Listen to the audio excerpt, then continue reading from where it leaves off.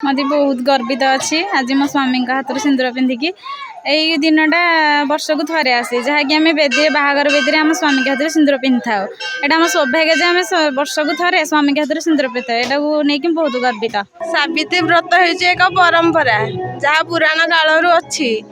सत्यवान सावित्री माने दीर्घायु आयुष पूजा करती तेणु मो सत्यवान स्वामी दीर्घायु आयु मंदिर को आस। आज हूँ पवित्र सावित्री व्रत उपलक्षे समस्त को अनेक अनेक शुभेच्छा और अभिनंदन जनावि। आज प्रत्येक साधवा नारी मान गोटे बहुत शुभ दिन। प्रत्येक नारी सकाळु गाधा बाधा कर निजर नित्यकर्म सारी मंदिर आसती स्वामी दीर्घ आयुष लगी पूजा अर्चना करती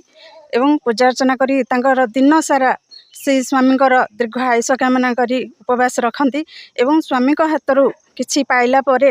बा स्वामी किछि खुआई पियाई सारा परे तांकर व्रत भांगती। माउसी सावित्री ओषा काहे करन तार पौराणिक कथा कोन अछि? हाँ अच्छी सत्यवान सावित्री व्रत दिन जाइथिले काठ पाई जाइथिले सावित्री मना करथिले से माने हाकि गले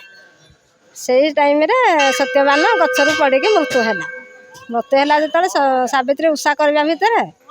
ताको स्वामी पाखक सतीतपण से स्वामी को उद्धार करके आनिले जमराजा ठू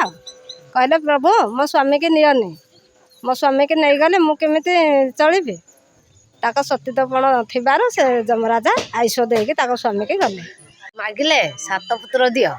मो शाशु शशुर को चक्षु दान दियो मोर ता सुबर्ण वायु उज्जवल कर दो मोर सबु दिन को अस्तु कर दियो हे प्रभु जमराजा तमें मो दिव सदा बेले मत ध्यान करके रखि था।